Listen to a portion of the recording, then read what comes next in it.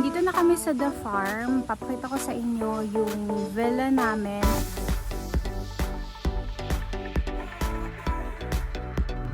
Hello everyone! I'm Zai and welcome to my channel.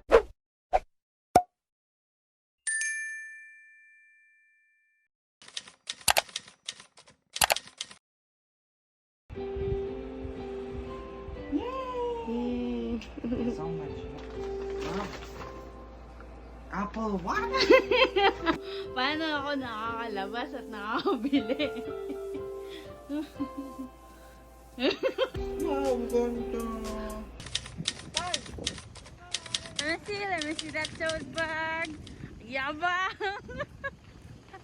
Time check, it's 2:11 p.m. and we're already in Batangas.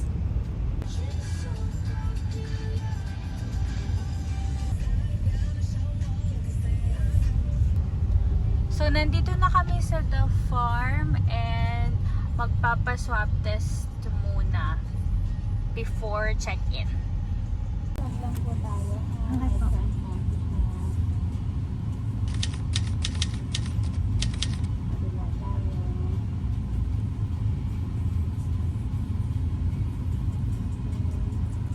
Oh. Okay na po yan. Thank you.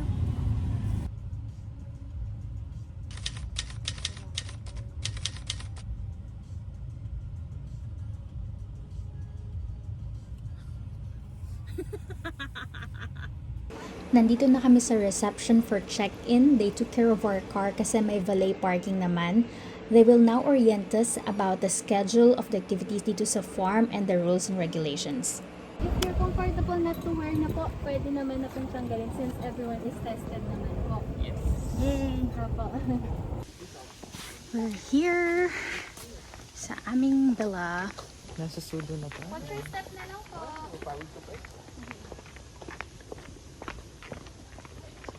Papakita ko sa inyo yung villa namin and then spill ko sa inyo yung details about sa booking, how much, and yung sa papunta, antigen testing and stuff like that. So yun, pakita ko muna sa inyo yung villa namin mula sa labas. So ito yung villa namin from the outside. Ayan, pwedeng kang tumambay dyan or maghanap. Then dito sa likod yung entrance niya.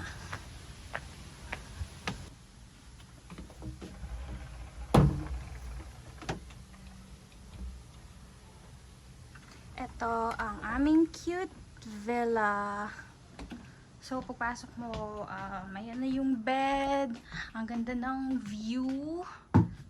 Tapos, yan, pwede kang dyan. Pwedeng mag-work. Si Kyle, dahil workaholic siya. Chos. And then, dito pwede kang magsabit ng mga damit. Nandiyan yung robes. Meron silang snacks if you want. And then, they have complimentary drinks. I think meron din silang tea dito. And, eto yung comfort room.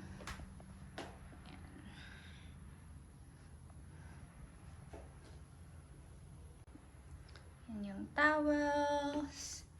This is me, my fit for today. Charot.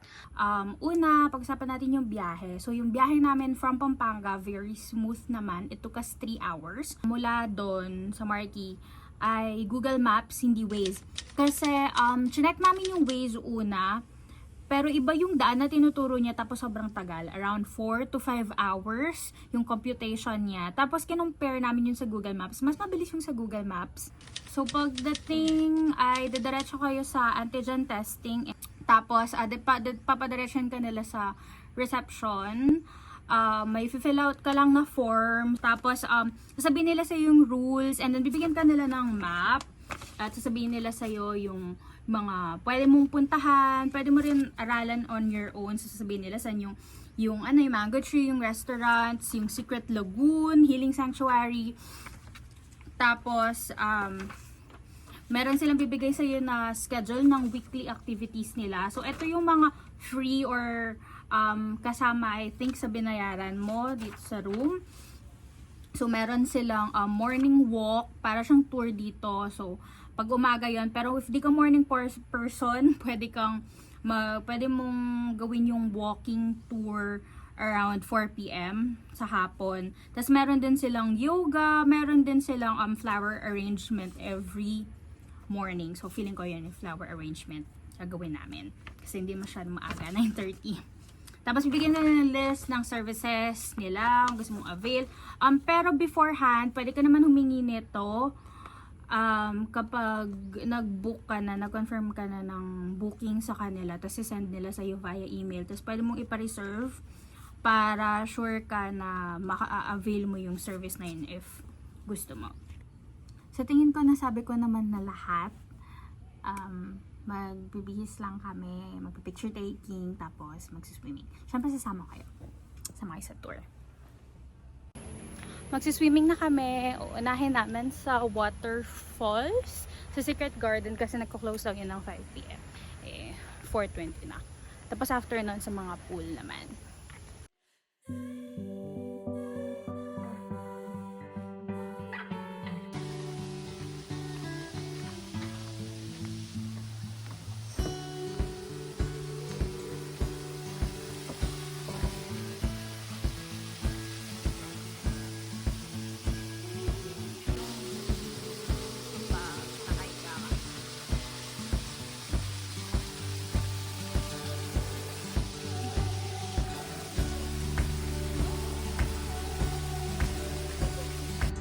Nandito na kami sa Healing Sanctuary.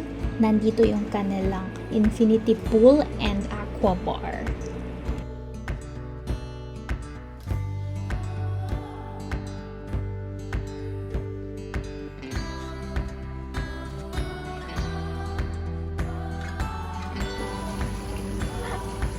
Elsa, the next avatar.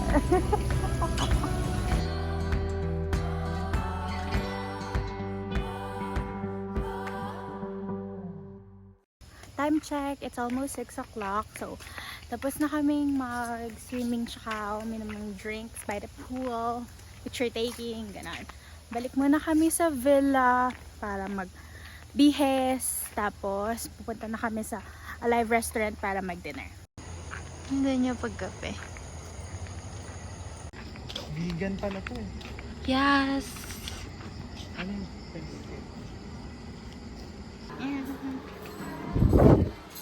Would you like to sit down sa Alive, sa vegan, or sa Ayurvedic Indian dish? Doon kami nakaupo. The birthday boy, my handsome date tonight. So, serve sila ng bread, the sparkling water. Naghihintay pa kami ng ibang order na. So, I got miso soup and Kyle ordered fern dill salad. cucumber? Nandito na yung main course namin. So, I ordered pad thai noodles and Kyle ordered the angel hair truffle pasta. Ayan. So, how is it? Good. Very good. Ooh, okay. Time to taste mine. Sarap.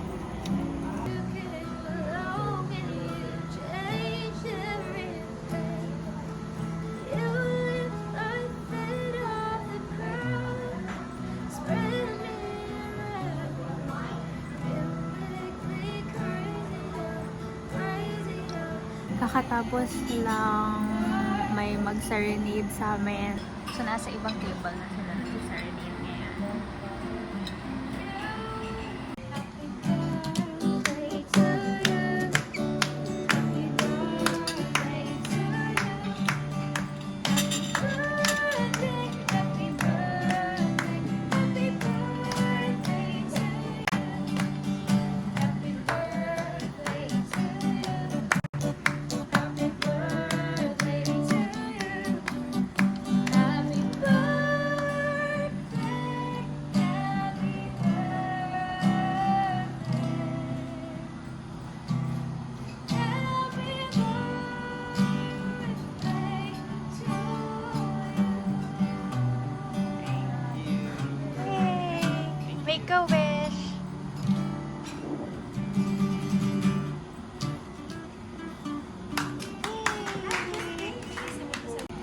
What can you say about vegan cake? Tastes good naman. Does it taste like vegan? It tastes like vegan. Oh. So this is the mango sans rival. I tasted both cakes. Super yum.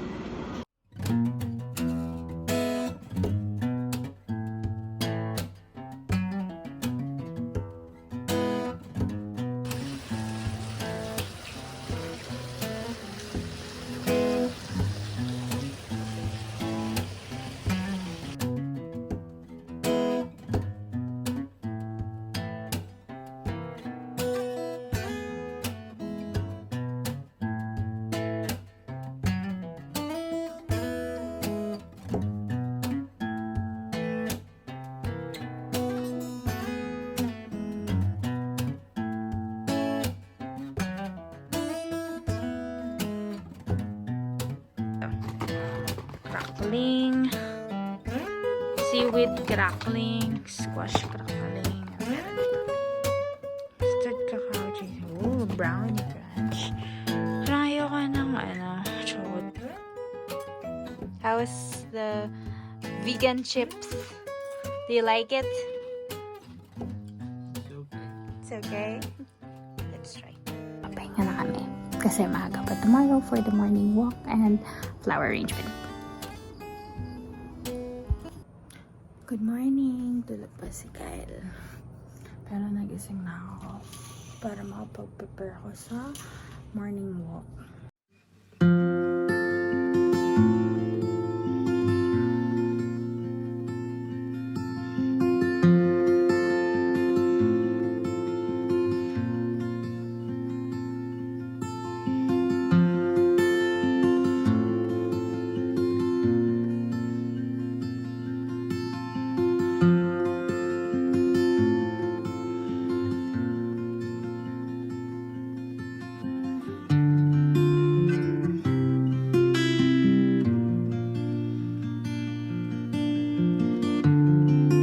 Pupunta na kami ni Kyle sa reception kasi dun yung meet up para sa morning walk.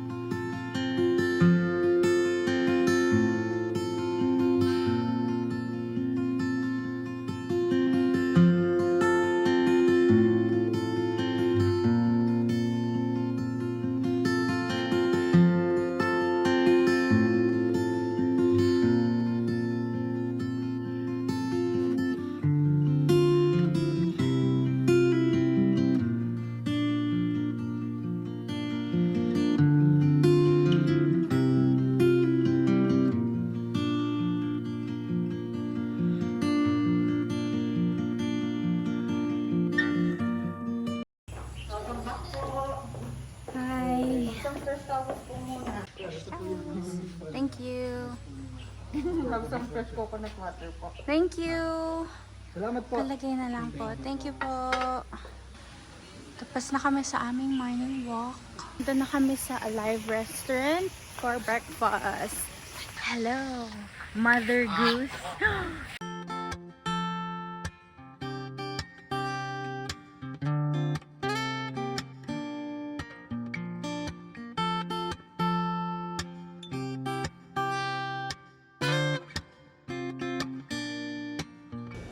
So, they serve the main course na. This is arroz caldo and ano to?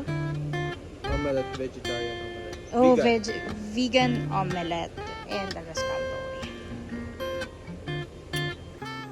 So, done na kami with breakfast. Diretso kami sa Healing Sanctuary for the flower arrangement. Yung mga colors niya.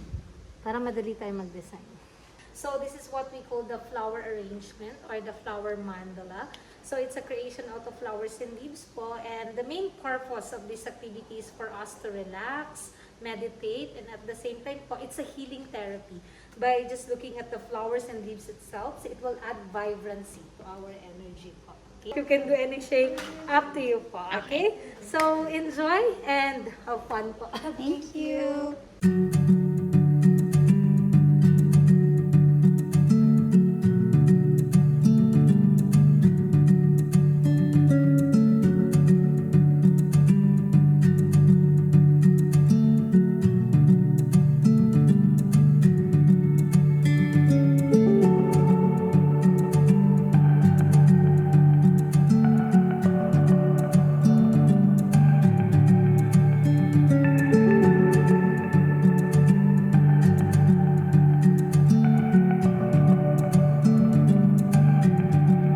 We're on our way to Holistic Sanctuary.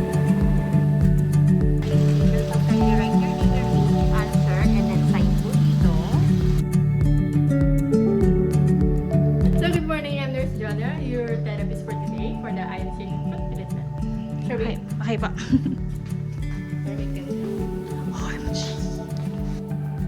Kyle is not here because he is currently undergoing live blood analysis, and I will be here for my ionization food treatment.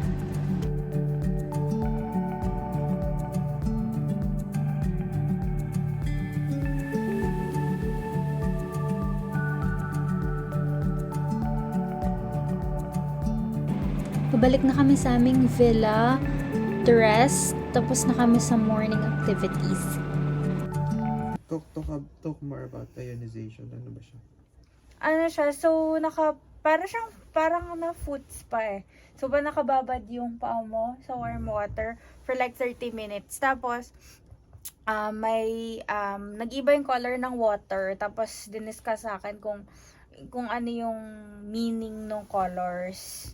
So, kung ano yung lalabas. Yung sa akin, ang tagal niyang clear. Tapos parang mga after 20 minutes, so 10 minutes bago mag-end yung session, doon na talaga labas yung true colors.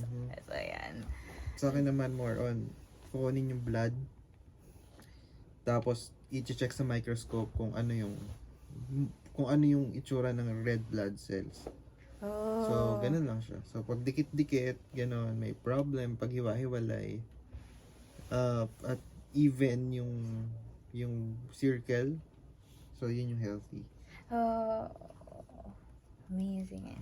So, ang ganda pati ng yung view habang nagpapatreatment ka. Mararelax ka talaga. I think na-share ko naman na lahat ng information na alam ko and yung experience namin dito sa farm. So, we will enjoy our stay muna.